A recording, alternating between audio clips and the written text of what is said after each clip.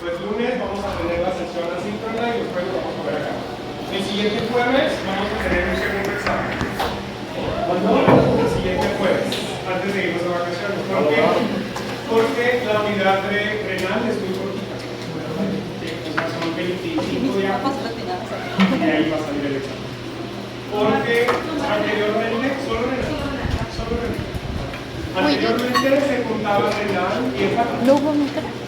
Pero ¿No hubo después micro? del primer parcial no ¿No es llevas? necesario, yo creo, o tan bueno Sí, pero no vi. renal y hepático. Otra actualización es que la doctora Ana viene después del 20 de abril, ¿no? Se va a integrar acá con el 20, yo creo que si todo sale bien, ¿no? Ella va a retomar, yo creo, en hepático, y a partir de hepático van a tener lo que alcancemos, porque también la actualidad de profesores que no hemos tenido muchas clases, entonces van a terminar con ella hasta donde alcance. ¿Vale? Entonces ese va a ser su tercer parcial. Otro detalle que yo le ofrecí es hacer no 3 sino 4 exámenes, de forma que se distribuya mejor el contenido. ¿Sí? Entonces ya va a ser decisión también de ella si se aplica un solo examen para todos los temas que vean con ella o lo divide en dos. Esa es la actualización. Por lo tanto, el próximo jueves, examen de renal, son 3 preguntas. Ese es el examen.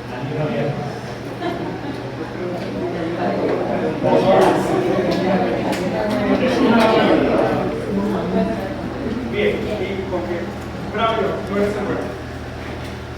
¿Qué más? Eso no hay nada más. ¿Fuimos urea? ¿De casualidad empezamos con algo? No me acuerdo.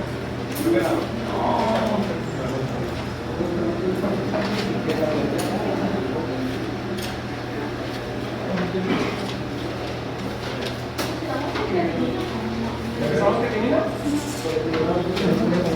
A ver, chicos, básicamente el examen de renal es urea, creatinina, cistatina C, tasa de filtración glomerular, tasa de filtración glomerular estimada, pliegues de la creatinina y ácido úrico. Ese es el temario, ¿no? Que viene su segundo examen. Es lo que debemos de revisar como parámetros de la función renal. ¿Okay? Entonces, no sé dónde nos quedamos.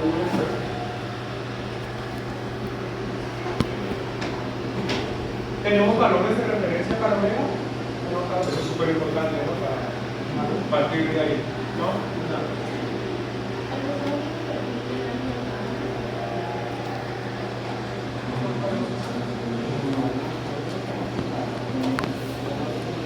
Chequen todos y todos a los que tomaron apuntes, a los que solo vinieron y hicieron.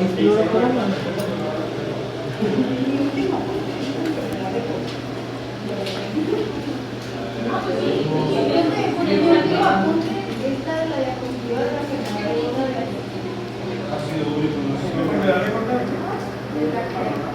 Pero la otra es por el ácido úrico. Una enfermedad famosa de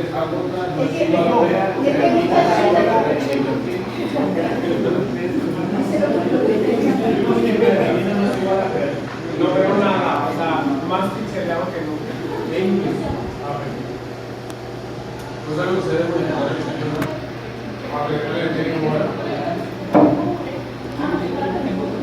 Chicos, guíenme con el cursor, porque acá no lo veo. ¿Dónde está para cambiar de esto? Y buscar la doble proyección. Cerca de WhatsApp. Abajo, poquito abajo. Caliente, más abajo, izquierda, abajo, ahí. Más abajo, casi. No quiero salir de ahí, quiero cambiar.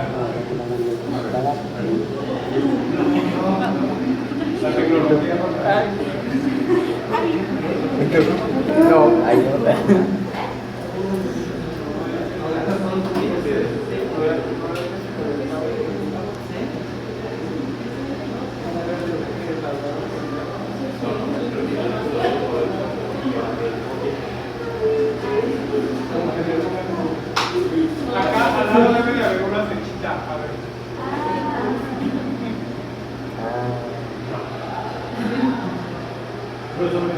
CNC. Sí, tigres creatinina o de población de creatinina. ¿Apago la luz? Listo.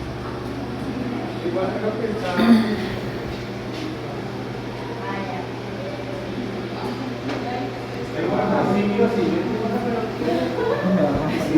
Lo que pasa es que el cursor acá no lo tengo.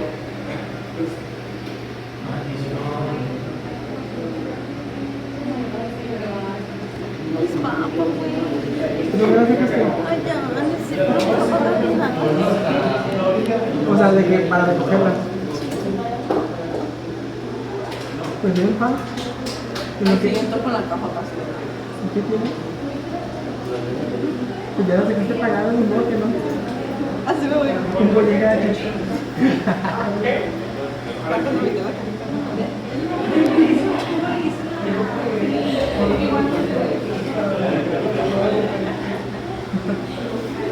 Go, Kylie, go.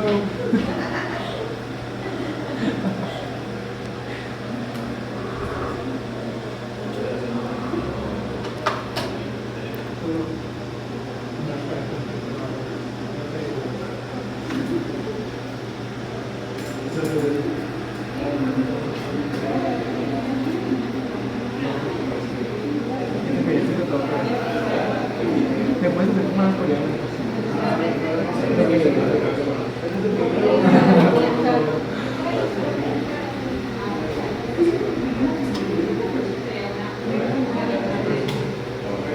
Valeria, ¿has pedido en Yes Style? No, pero siempre he querido. ¿Por qué? ¿Qué vas a pedir? Porque quiero pedir, no sé si ya viste que venden como skincare coreano y así. Pero vi un TikTok que tenían problemas aduanales y que una vez una chica hizo un pedido de un calendario de Adviento y le cobraron una multa como el triple del valor. No, la aplicación clínica de la OEA. Nada más tienes que checar eso. 10 a 45 miligramos sobre decilitro es el valor de referencia para la hora. De 10 a 45 miligramos por litro. De 10 a 45 miligramos sobre decilitro. Es el intervalo de referencia. De la urea. De 10 a 45 en adultos, varones, promedio, cambia ligeramente para las chicas, de 17 a 43. Y en adultos mayores, arriba de los 60 años, de 17 a 49. Se prefiere, los laboratorios, la mayoría de ellos reportan que lo estándar es para lo que se usa en varones. Muy machista eso. Vale.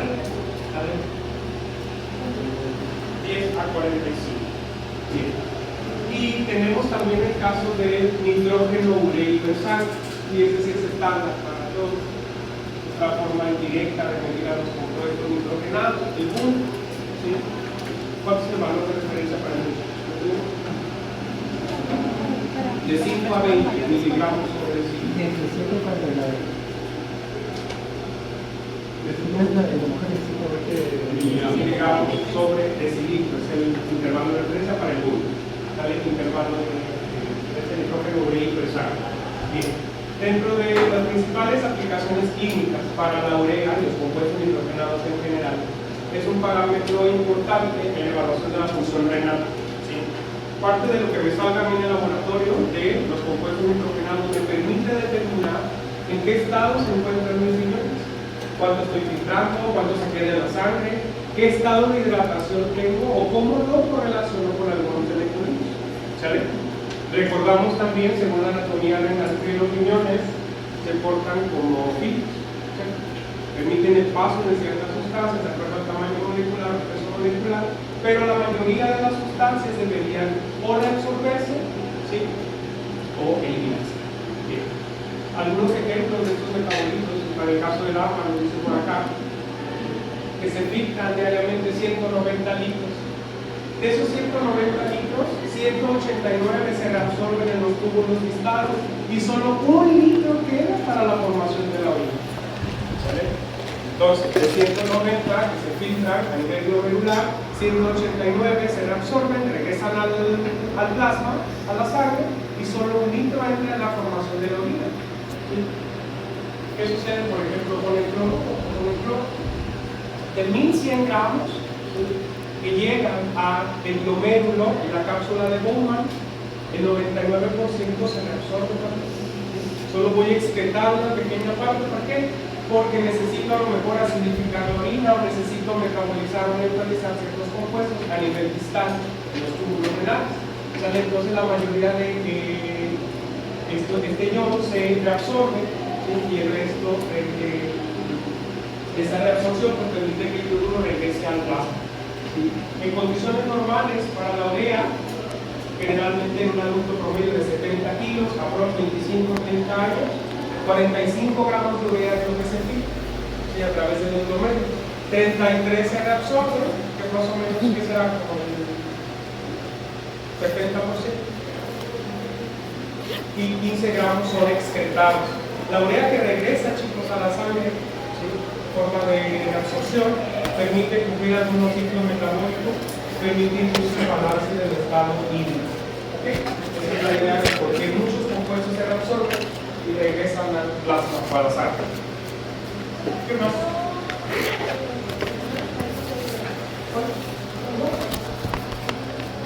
48 grados, 33 absolutos, 15. Y para el caso de la glucosa, en pacientes normales sanos, toda la glucosa debería de reabsorberse. Generalmente 270 gramos es lo que se filtra a través de los riñones, pero todo debería de regresar. ¿Por qué? ¿Cuál es la explicación fisiológica de por qué la glucosa debería en su totalidad regresar?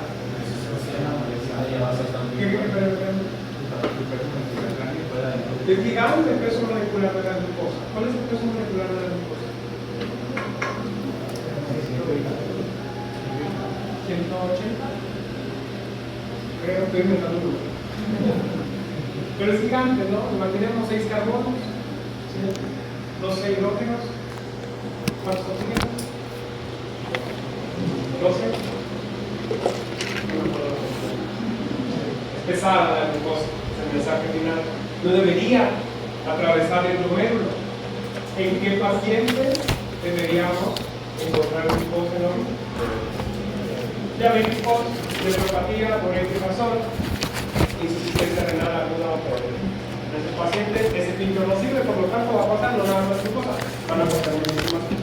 Cloruro, agua en exceso, proteínas en exceso, glucosa en exceso, etc. ¿Sale? ¿Dudas, muchachos?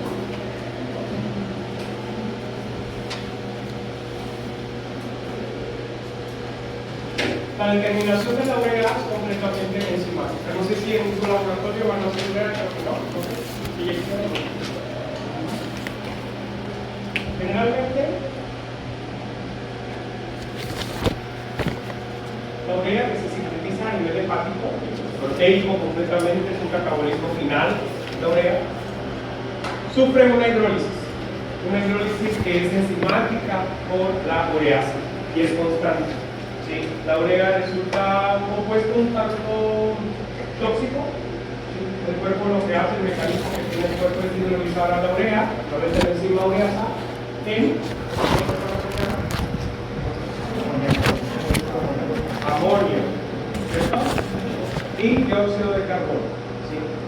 Y el amonio sí se puede descloronar usando una base y formar amoníaco. ¿Sí? A ese amoníaco yo le pongo una sal, le pongo hipoclorito de sodio y en medio del nitrocruciato puedo formar una coloración, un hidrogenol. Ese hidrogenol, una reacción colorimétrica, permite cuantificar por espectrofotometría cuánto hay de urea. ¿Qué significa? El nivel de amonio que yo tengo es directamente proporcional a la concentración de urea. ¿Vale? ¿Cuánto es el intervalo de referencia para la urea? ¿De qué? Adultos, ¿cierto? Entonces, una reacción completamente enzimática por la ureasa. Aquí también tengo que pensar en que una muestra de urea necesita estar refrigerada, si no la voy a procesar de inmediato. ¿Por qué?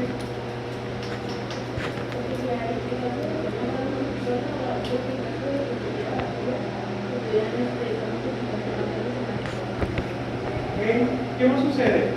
Si la muestra no la tengo refrigerada.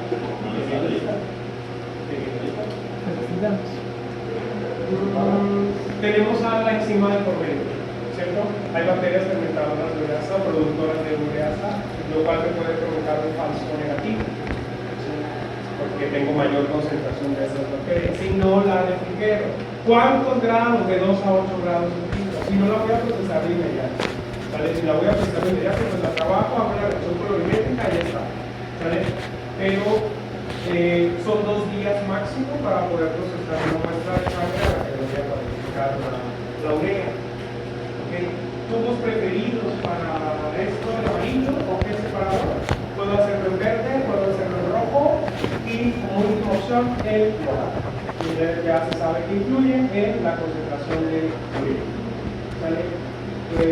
Es por la degradación de la ureasa, chicos, el por qué debo refrigerar las muestras. Hay bacterias fermentadoras que producen más ureasa y yo tengo bacterias que como que no produzcan más ureasa, voy a tener menor concentración de urea al final de la determinación. ¿Sale?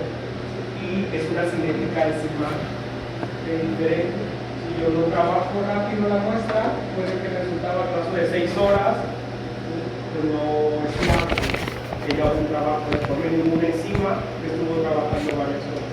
¿Sale? ¿Dudas?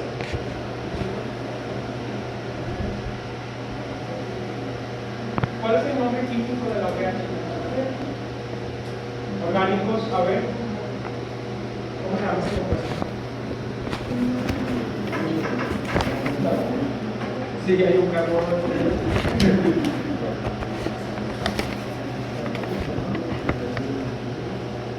El jueves es su examen. Esa imagen les voy a poner. Nombre, siguiente compuesto.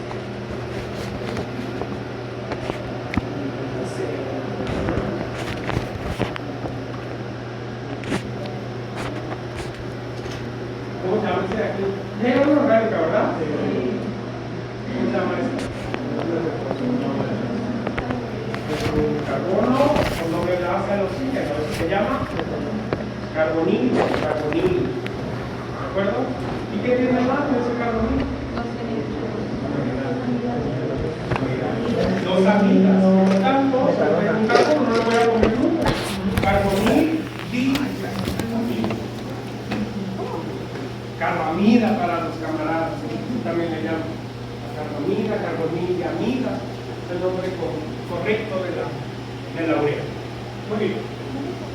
¿Qué más hay por acá? La urea se descompone. Nada.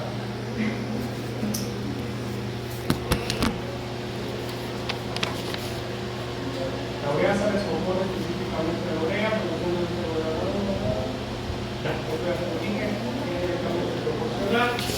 y algo muy relevante a la hora de pedir a una persona o paciente o que el paciente llegue a hacerse la prueba de urea, ¿sí? Es ver qué sucede en el historial clínico. ¿Tiene el ayuno suficiente? No. Se comió 12 tacos a las 3 de la mañana y fue a las 6 a hacerse su prueba. Mal. Proteínas 1000. ¿Sale? Evitar el ejercicio intenso antes de la toma. ¿Por qué voy a evitar el ejercicio intenso? Igual que con otros parámetros, sobre todo aquellos proteicos. El ejercicio intenso, cierto o no, que te lleva a que tomes cantidades masivas de agua. ¿Sí? Puede haber una dilución, podemos también encontrar un aumento en el catabolismo de las proteínas o obligar a estas al medio acuoso. Y sí o sí controlar la ingesta de proteínas en los días previos a la toma de muestra. ¿Por qué? Porque el metabolismo de las proteínas y como producto final la urea es casi inmediato. Entonces los resultados pues, no van a ser cambiados. ¿Sí? ¿En qué condiciones me van a mandar a hacer a mí una prueba de urea? ¿Para qué quiero saber cómo tengo la urea? ¿O el ácido úrico en sangre? ¿Sospecha de alguna falla renal? Una cosa de choque el término diabetes, hiperglucemia, falla renal, la toma de ciertos medicamentos que son nephrotóxicos, te van a mandar a hacer un perfil renal de la urea. ¿Sale? Entonces, esas son las consideraciones preanalíticas, sobre todo la ingesta de de proteína. Y además va ligado, ¿cómo se vive una persona que hace ejercicio intenso?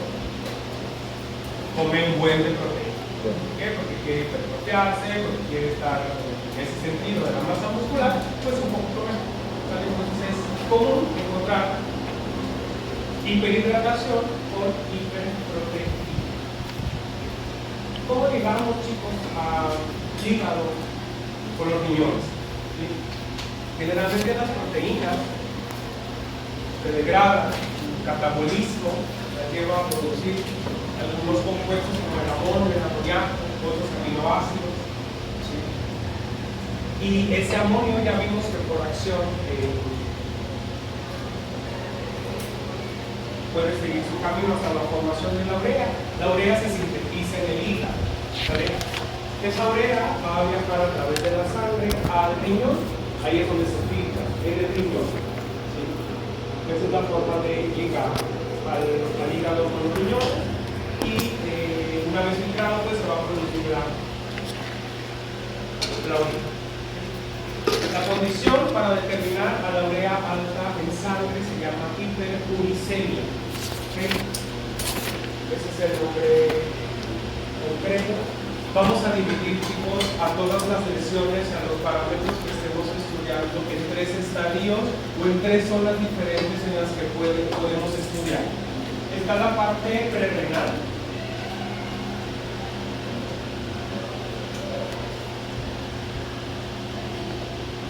Renal.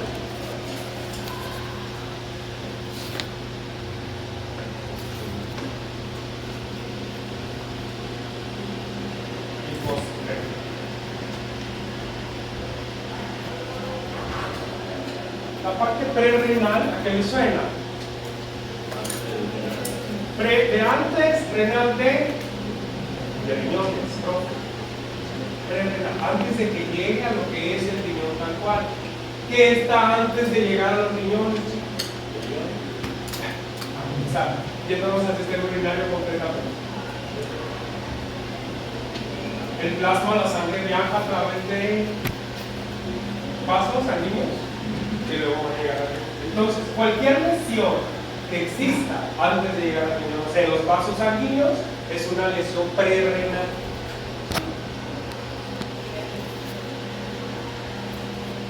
Generalmente vasos sanguíneos y tiene que ver en términos de la perfusión sanguínea.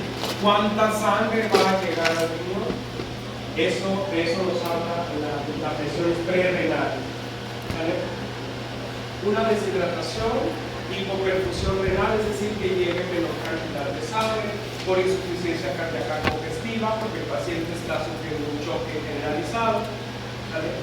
Hemorragia digestiva alta, esa es otra de las causas de tener la urea alta. En pacientes que toman muchísimos medicamentos es común encontrar úlceras gástricas. ¿Sí? Cuando hablamos de hemorragia digestiva alta, hablamos del duodeno, estómago y esófago. Puede haber erupciones en el tejido liso del sistema digestivo alto.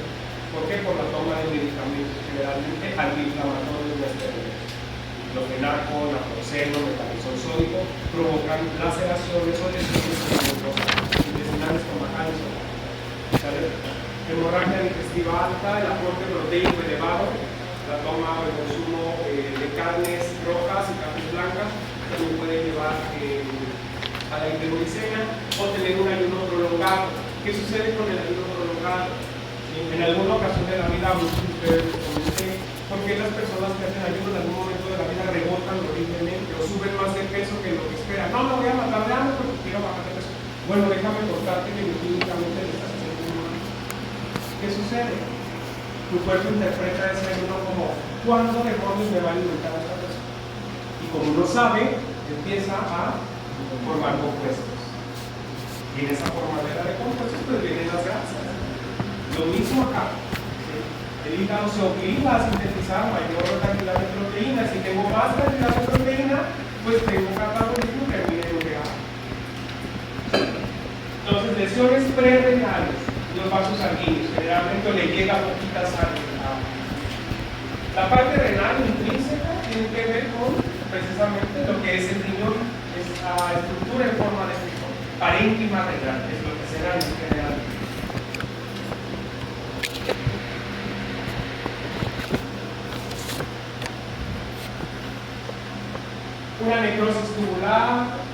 daño a los glomérulos, una infección en el riñón, ¿sí? Puede dañar lo que es el tejido nefrótico, ¿sí? A eso le llamamos lesiones renales o intrínsecas. Y por su parte, lo postrenal, lo que viene después del órgano, ¿sí?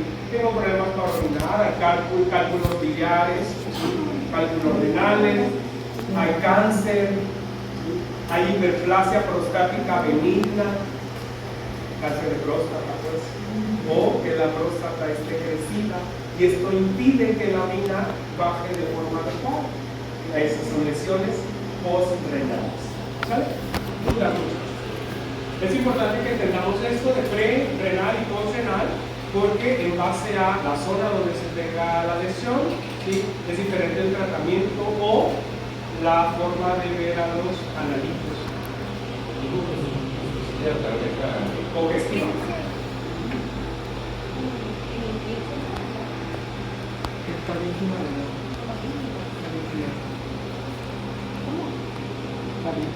Lesiones renales, aquello que compromete al tejido renal, insuficiencia renal aguda crónica, glomerulonefritis, necrosis tubular aguda.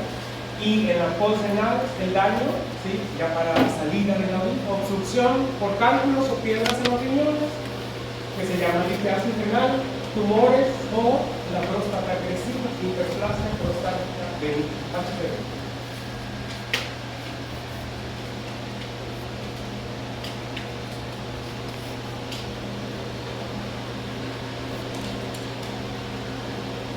La urea baja, tipo uricemia, no uricemia, chicos. Ojo ahí, ¿vale? Bueno, si están de acuerdo conmigo. Solo estoy aquí prestado una cosa. Tipo uricemia, no uricemia, ¿vale? Uricemia de urea.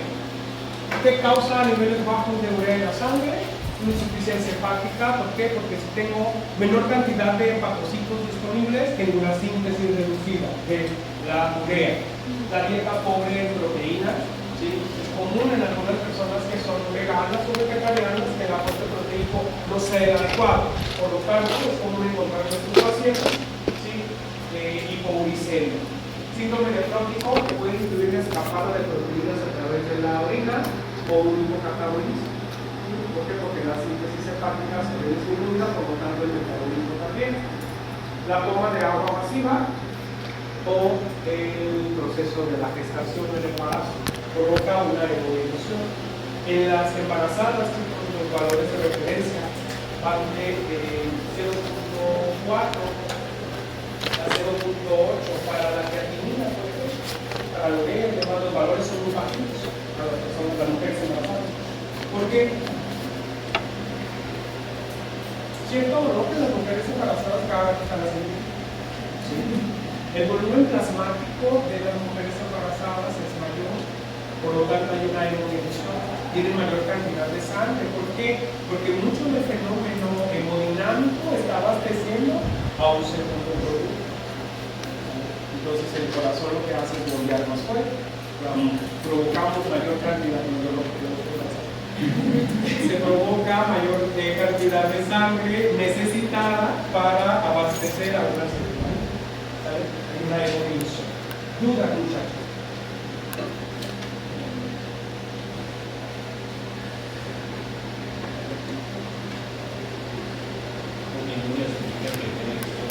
Orina, perdón, proteína orina. Determinación de la creatinina. ¿Cómo se fabrica la creatinina? Esto es lo que ya vamos a hablar un poquito. La toma de creatinina, hermano, había una persona para que me dijo, bien, ¿cómo se sintetiza la creatinina? Entendemos, ¿cierto?, que la creatinina es un producto de desecho. ¿Para qué sirve? Para nada. Energía, no sé qué cosas atribuyen algunas personas a ese ejercicio. ¿Cuál es la buena? La creatina. Ni siquiera la creatina, la fosfocreatina. ¿Sale? ¿De dónde viene la síntesis de la creatinina? Encontramos 3 aminoácidos, la arginina, glicina y metionina, aminoácidos esenciales que a nivel hepático pueden ocurrirle dos cosas: acetilar o metilar a los 3 aminoácidos a nivel hepático. ¿Sí? El mismo hígado va a formar creatina, ¿sí?, que es el producto principal hepático en términos proteicos. Repito, acetilación y metilación de arginina, glicina y metionina. Este es hepático para llevar a la formación de creatina. Esa creatina va a viajar al músculo. En el músculo se va a fosforilar para producir energía. Creatina se fosforila. Si yo la fosforilo, pues ahora se llama fosfato de creatina o fosfocreatina. ¿Sí? Esa es la forma útil de la creatina que los músculos utilizan para el crecimiento, para la fuerza, para la oxigenación. ¿Sí? Es la fosfocreatina. Esa fosfocreatina a nivel muscular sufre un proceso que se llama deshidratación enzimática. Los músculos la utilizan para cumplir con las funciones musculares, movimiento, equilibrio, fuerza, contracción, relajación, y la fosfocreatina se deshidrata enzimáticamente para formar ahora sí la creatina como producto de desecho. Y esto sí lo voy a oír. Deshidratación enzimática. La creatinina es capaz de viajar a través de la sangre, llegar a los riñones y esperamos que toda la creatinina, ¿sí?, la mayor parte de la creatinina se elimine. ¿Por qué? Porque no tiene función alguna. Se reabsorbe una pequeña parte, la mayoría de la creatinina debería ser eliminada. Debería ser el final, producto de desecho final de la creatinina. Ese es el camino, desde el hígado hasta los riñones. ¿Cuál es la más útil? La fosfocreatina, a nivel muscular. ¿Sale? Por lo tanto, la creatinina, chicos, es un indicador de cuánto están filtrando mis riñones, sirven o no sirven. Pero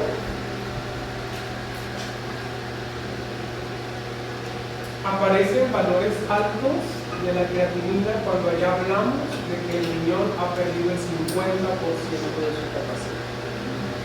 En teoría, el riñón es capaz de filtrar todo. Se debería filtrar la creatinina, que es de menor tamaño, es inservible, debería de poder eliminar. ¿Vale? Por lo tanto, hasta 1985 era el parámetro más aceptable para decir, bueno, mis riñones sirven o no sirven. Después se dieron cuenta que había enfermedades subyacentes, ¿sí?, que no reflejaban el estado normal de un riñón, sino el estado enfermo de un riñón, porque había personas también, perdón por la expresión, enfermas en las cuyos riñones ya estaban con menos del 50% de su capacidad funcional y la creatinina estaba bien. Entonces, después del 85 se introdujo la cistatina C como prueba más cara, pero más sensible. ¿Qué dice por acá? La creatinina es un producto de desecho se elimina casi totalmente por utilización y no se reabsorbe, ¿sí? Aunque una pequeña porción de la creatinina puede ser secretada por el túbulo distal. No sé si recuerdan ustedes, les hablé en la clase pasada de cómo se formaba la orina. ¿Sí? Había túbulos distales y capilares, primero se reabsorbían, luego la sangre decía, bueno, esto me estorba, llévate la orina, y luego era orinable. ¿Vale? Una pequeña fracción se elimina, se secreta por el túbulo distal.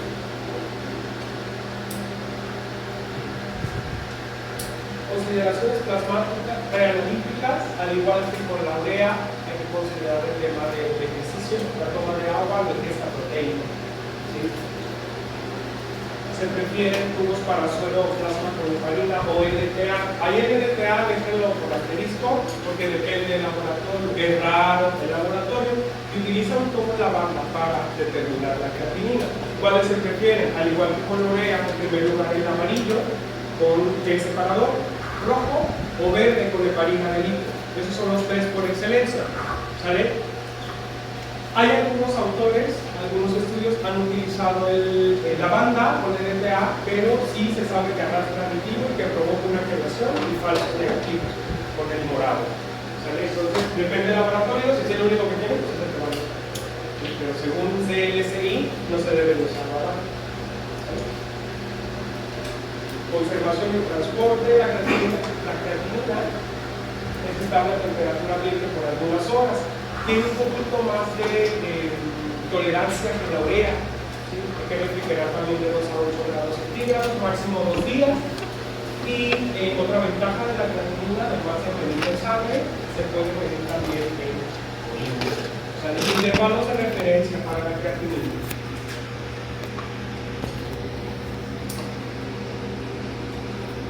Sangre.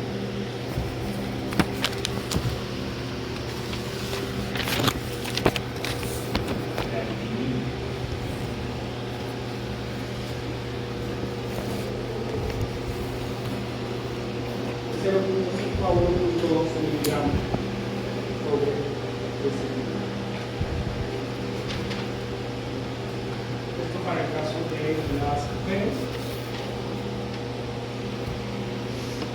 de 0.7, 1.3.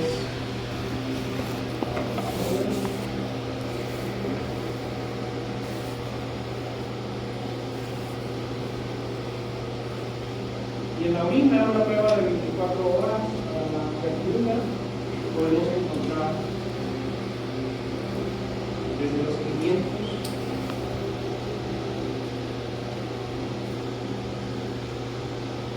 a los 1000 miligramos. Ahorita vamos a hablar después de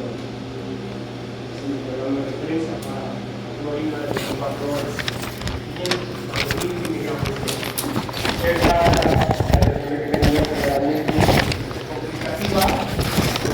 Gramos de creatinina porque el paciente ya tiene diálisis.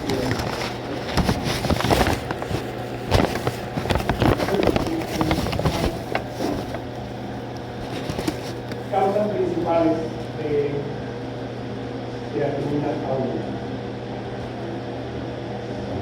Chicos, estamos de acuerdo en que si yo tengo una creatinina alta en sangre, significa que estoy orinando poco, o que los riñones, que son como un filtro, están permitiendo el poco paso de agua. ¿Se entiende esto? ¿Por qué razón yo debería tener esta proteína alta en sangre cuando el profe me enseñó que se filtra todo y se va todo lo mismo? Por alguna extraña razón no se está filtrando en el riñón, ¿sí? Esto quiere decir que estos dos parámetros son inversamente proporcionales. Yo tengo una tasa de filtración baja, la creatinina va a subir, ¿cierto? ¿Se entiende? Bien. Enfermedades que encontramos como principales causas de la disminución de la tasa de filtración de los renales.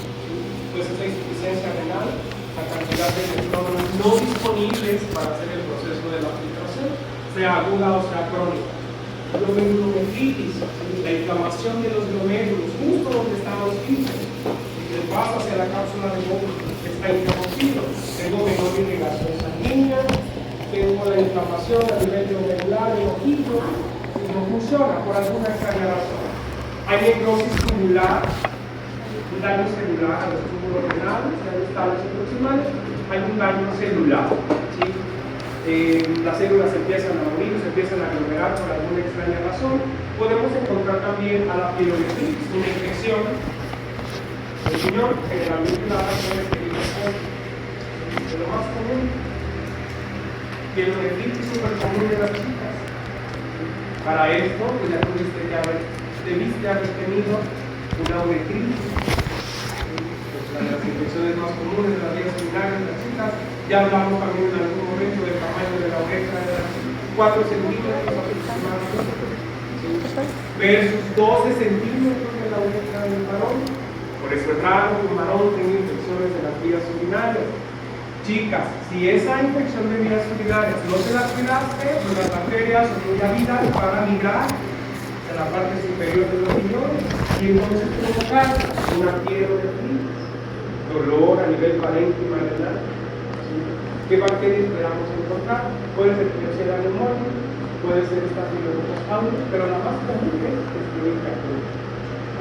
La más clásica de infecciones de vías urinarias.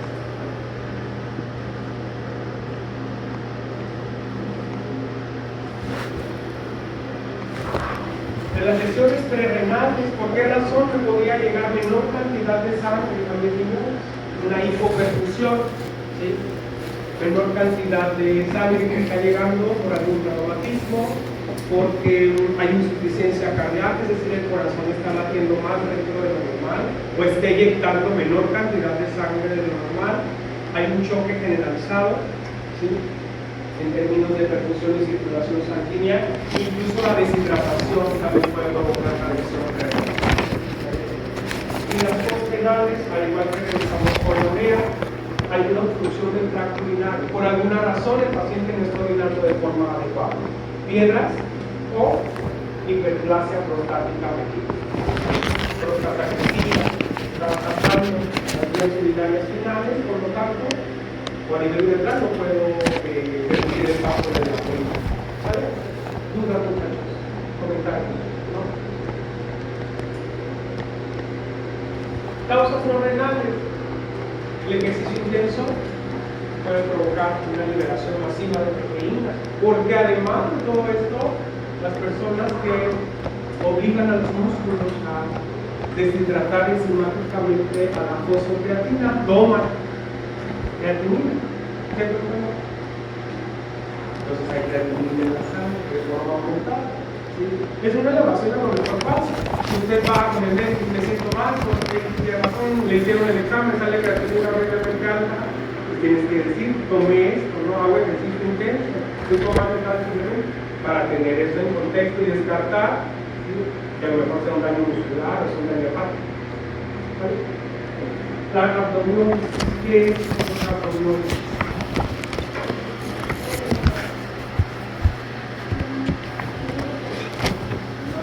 Músculos, que rompen los músculos. Si yo rompo un músculo, ¿qué voy a liberar? Muchas cosas, enzimas, proteínas, lactato, etc. ¿Sí?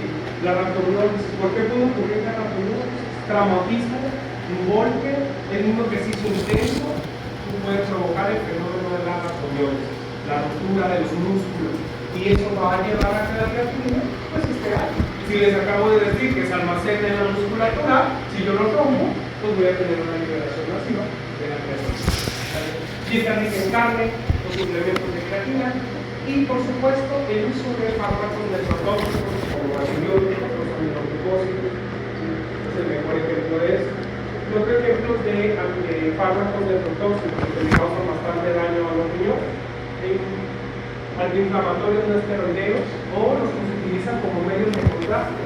Hay gente que frecuentemente necesita ir a radiología a hacerse cloruro de bario, iotalamato, ¿sí? El mismo gadolinio, ¿sí? Van a provocar que la creatinina sube. Los medicamentos que causan a nivel riñón bastante daño. Se vuelve difícil la eliminación de estos medicamentos como medios de contraste. Hay una forma que no tienen para los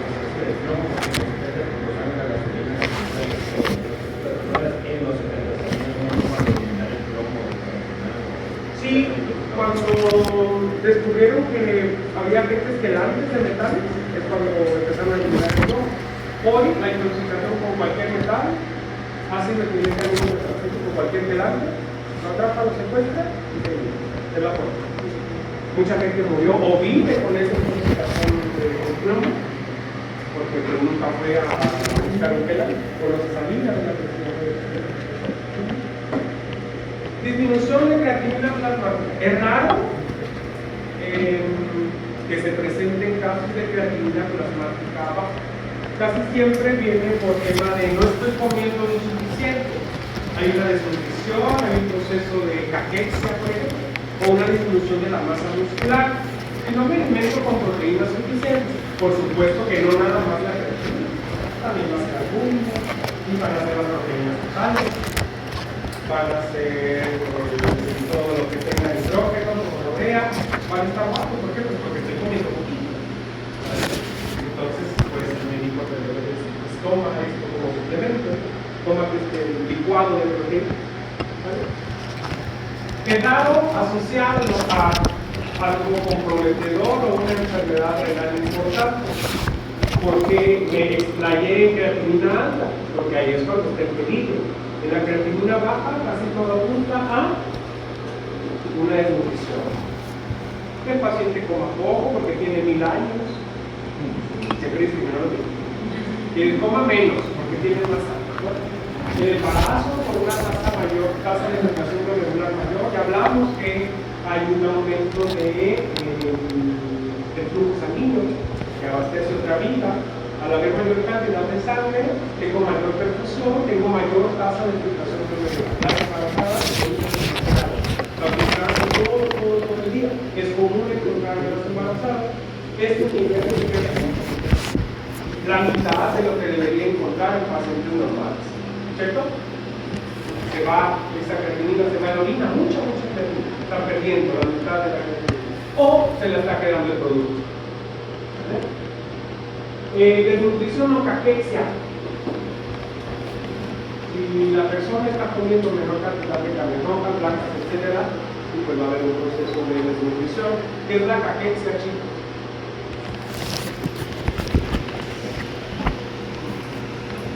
Fisiopato unidad 1, caquexia. Qué pena que no la llevamos. Igual a los que la llevaron, no sé cuál. La caquexia es la pérdida de masa muscular, ¿sí?, por alguna enfermedad. Empiezo a ponerme más flaquito, por alguna extraña razón, eso es caquexia. Y empiezo a presentar debilidad muscular, pérdida de masa muscular, atrofia muscular incluso, ¿sí?, a ese proceso le llamamos caquexia. Una extrema desnutrición con alguna enfermedad. O enfermedades hepáticas avanzadas. ¿Cuáles? Las peores que ustedes imaginan. Cirrosis, esteatosis hepática, fibrosis y cáncer de hígado. Cualquier enfermedad de estas puede provocar que la creatinina plasmática se baja. ¿Qué contestarían en su examen? ¿Qué relación guarda una enfermedad hepática con creatinina plasmática baja?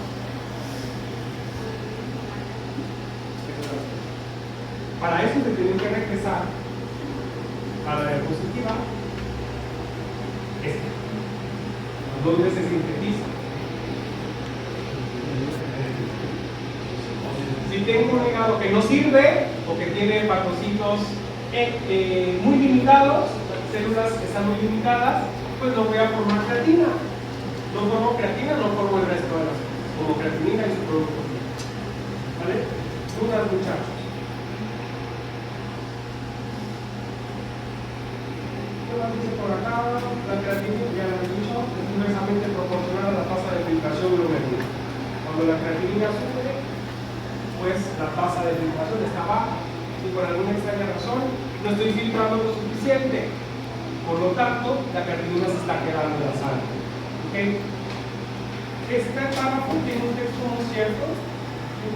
Dice, un valor normal no descarta daño renal leve, ya que puede elevarse solo cuando la función renal está reducida en más del 50%.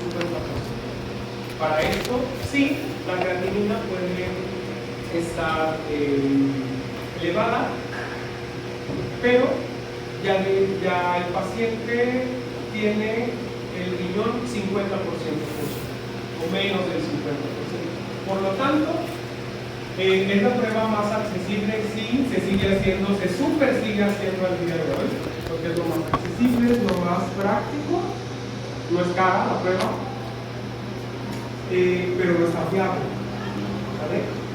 Porque el valor elevado, pues sí, la creatinina se va a aumentar en la orina, pero significa también que mis riñones ya están bien malos.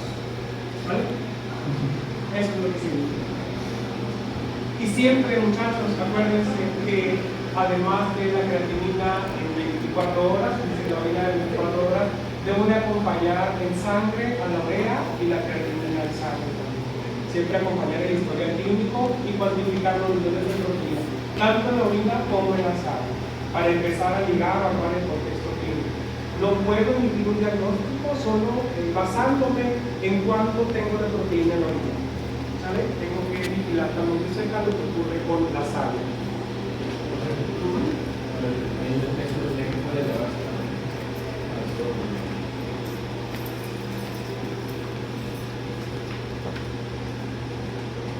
Cistatina C. Esta prueba muchas veces se introduce en 1985. Es mucho más sensible que la creatinina. También se trata de una proteína muy pequeña, de 13 kilodaltons apenas. Es súper sensible, es cara, la prueba es cara, ¿sí? Pero se prefiere porque la cistatina aparece en daño renal leve, elevada. Es decir, si yo encuentro cistatina elevada, hablamos de que el glomérulo está sufriendo ya un daño y no voy a esperar a que se encuentre solo el 50% funcional, como el caso de la creatinina. En el caso de la cistatina, desde etapa 1, me dice que el glomérulo y los riñones están sufriendo daños, ¿sale? Es producida de forma constante por todas las células que tienen núcleo, ¿sí? Se elimina casi exclusivamente por filtración glomerular y no se reabsorbe ni se secretan los túbulos renales como la creatinina, por ejemplo. Y una pequeña fracción de la creatinina se reabsorbirá y otra era excretada por los túbulos capilares. En el caso de la cistatina no, 100% se va a excretar, ¿sale? No debería tener concentraciones de cistatina o muy bajas, ¿sale? ¿Cuál es el intervalo de referencia para la cistatina plasmática? Muy parecido a la creatinina, de 0.5 a 1 miligramos por decilitro. Pregunta para el grupo 451. ¿Cuál es la ventaja de utilizar la cistatina C como prueba renal versus la creatinina? Ventajas y desventajas. Creatinina es barata, cistatina es cara. Creatinina se puede reabsorber, cistatina no se reabsorbe. Creatinina puede indicar daño renal, sí, pero ya los riñones deben de funcionar a la mitad. La cistatina no. Si aparecen concentraciones de cistatina, ojo ahí, ¿sale? Entonces es un gran indicador, es súper sensible para el daño renal, ¿sale? ¿Qué dice por acá? Es un biomarcador más sensible y temprano que la creatinina para detectar disminuciones leves en la tasa de filtración glomerular. Por su parte, chicos, la creatinina, su determinación sí depende del sexo, depende de la edad, depende incluso de la raza. Porque fórmulas que utilizan Servicio Epidemiológico de Enfermedades Renales para decir si eres de raza afro, ¿sí? La raza negra, la raza caucásica, tienen diferencias en el cálculo de la tasa de filtración glomerular. ¿Sí? Para el caso de la cistatina no, es un solo valor de referencia, de 0.5 a 1 miligramos por decilitro. Adultos jóvenes, adultos mayores, ¿sí? Es muy sensible. Entonces, ¿qué aplicaciones clínicas? ¿Por qué es tan cara? ¿Sí? Tiene una detección temprana de la enfermedad renal. La cistatina C se eleva antes que la creatinina en caso de daño renal incipiente. ¿A qué se refiere el daño renal incipiente? ¿Sí? Generalmente, comparando, la creatinina la vamos a ligar a pérdida de masa muscular o a ganancia de masa muscular, pero sí toma en cuenta la edad, el sexo o el origen étnico que tenga la persona. Por eso hay valores de referencia, si eres afro, si eres caucásico, si eres latino, si eres asiático, etc. Toma en cuenta y lo vemos, por supuesto, en la composición de la persona. Y además de la ingesta proteica es diferente, su piel es diferente, etc. Para el caso de la cistatina y la tasa de filtración glomerular estimada, ¿sí? Puede elevarse con estas condiciones: una inflamación crónica, obesidad, diabetes, de personas fumadoras, disfunción tiroidea o por el uso de esteroides, ¿sí? Entonces aparece en etapas tempranas de daño renal y el nefrólogo va a vigilar de cerca, ¿sí? Cómo se encuentra tu salud renal. Si cistatina salió y hizo lo suyo, algo está pasando en nuestro renal. En el caso que te salga la creatinina alta, o estás tomando suplementos o ya tus riñones están bastante malos. ¿Vale?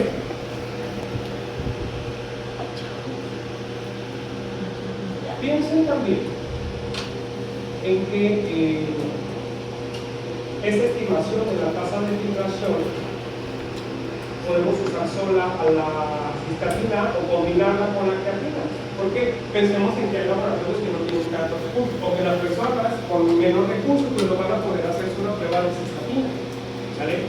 Ojo, estamos hablando de una tasa de filtración estimada. ¿Vale? Estimada, ¿por qué? Porque para el caso de la creatinina, que no es fiable del 100%, ya lo vimos porque se absorbe una parte, no todo se orina. Piensen en que hay pacientes que tienen una masa muscular diferente. ¿Sí? Personas gigantes, personas bajitas, personas con cachexia, personas hipertrofiadas, personas con miembros amputados. Entonces la prueba no es completamente fiable. Tengo que tomar en cuenta la masa muscular de la persona, sí o sí.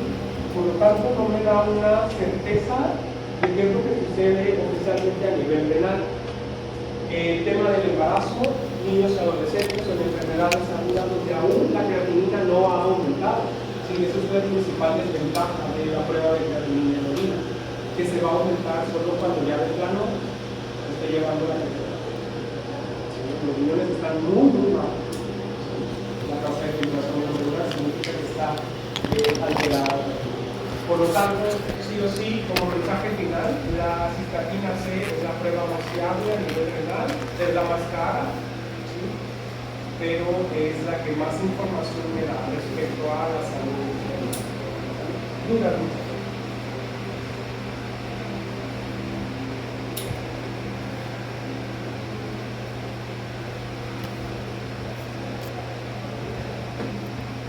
la filtración glomerular. ¿Cuántos litros de sangre o de plasma llegan a los riñones?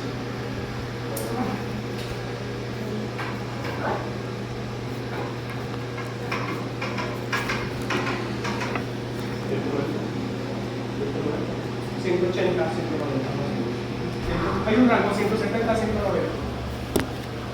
Más o menos es lo que llega a los riñones. No todo se va a filtrar, solo el 20% se va a filtrar.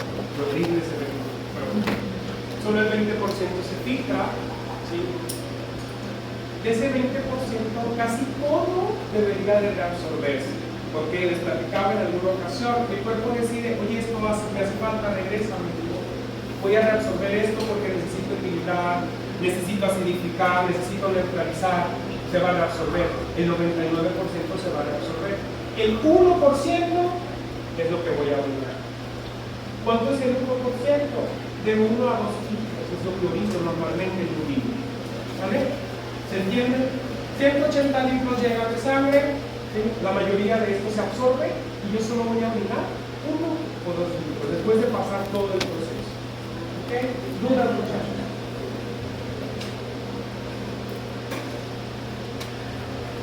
La tasa de filtración glomerular en promedio en un adulto 26, 27 años debería tener una tasa de filtración de 90 a 130 mililitros por minuto, lo cual significa que son de 1 a 2 litros diarios. ¿Vale? Dudas. Esa es la tasa de filtración glomerular. 1 litro al día, más o menos. Dígame.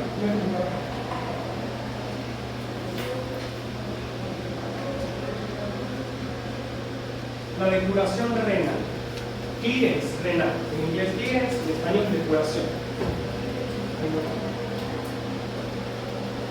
La depuración renal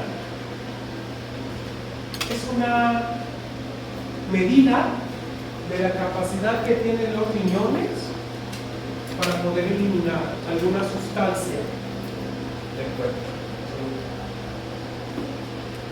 ¿Y a qué velocidad lo hace? ¿Cuántos mililitros por minuto es capaz de eliminar el riñón de tal sustancia? Para esto, muchachos, tengo que visualizar respecto al IES, o la depuración, ¿cuánta concentración tengo de la sustancia en orina? ¿Sí? Y compararla, dividido en este caso, con lo que encontré de la misma sustancia en la sangre. ¿Sí? Para la depuración, o las pruebas de depuración, se prefiere hacer creatinina, casi exclusivamente creatinina. A veces se hace la depuración de cistatina, pero si una prueba de cistatina en sangre es cara, imaginen hacer una depuración de 24 horas. Se prefiere la creatinina. ¿Sí? Existen otros marcadores ideales, ahorita los vamos a revisar, para hacer la prueba de depuración, o la tasa de filtración glomerular estimada. ¿Sí? La creatinina es el clásico ejemplo de la depuración, porque yo puedo tener los valores en orina después de que la persona recolectó su orina 24 horas, puedo saber cuántos miligramos de creatinina orinó, y también en un tubito de sangre puedo cuantificar cuántos miligramos están circulando en la sangre. Entonces puedo hacer la comparativa. Esa fórmula está incompleta sin conocer cuánto orinó en volumen. ¿Sí? Entonces la fórmula se complementa con el volumen de orina en 24 horas.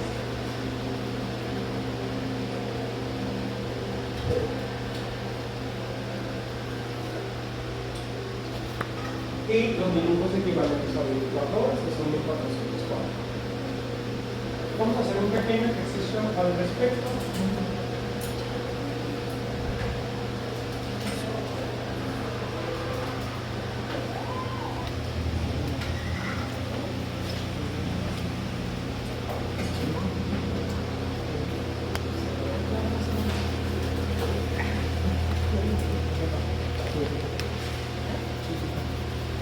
Paciente de 32 años, cuyos laboratorios son los siguientes.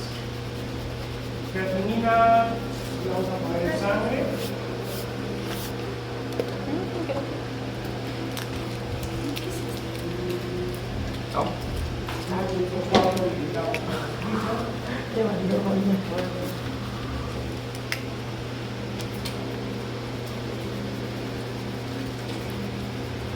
Creatinina en orina, vamos a ponerle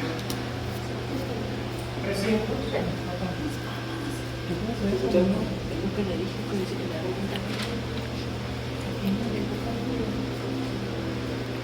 Volumen urinario.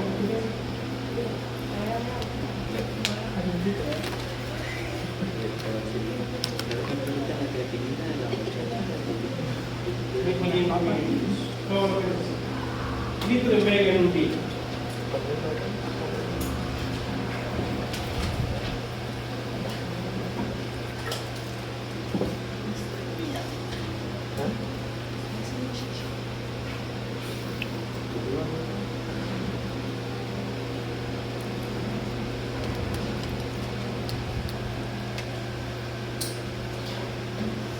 En este caso voy a abreviar la fórmula como tienes de creatinina o depuración de creatinina, porque lo que tengo como compuesto es creatinina.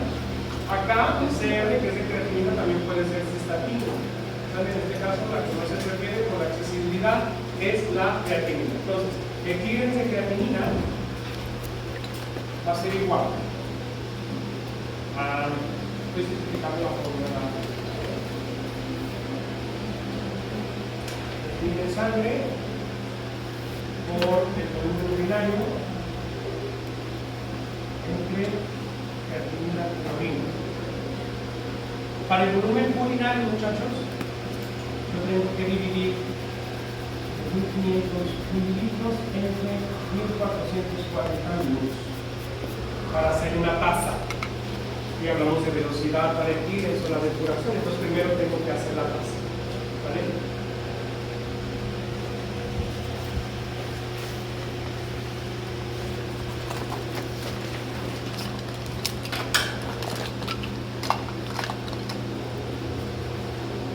¿Cuánto da la tasa? 1.05.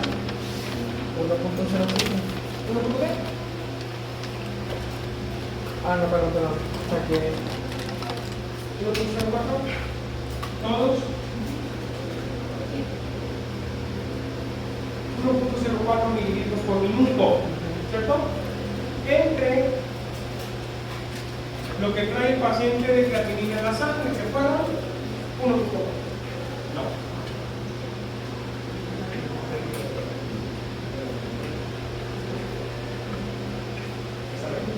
Ahorita ya está.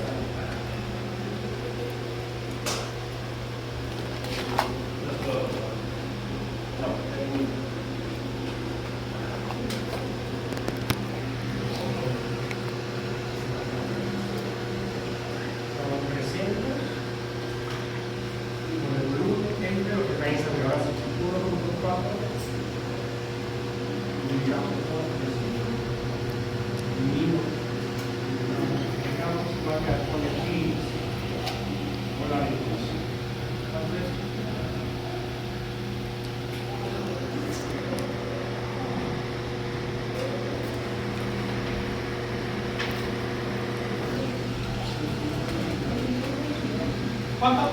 222.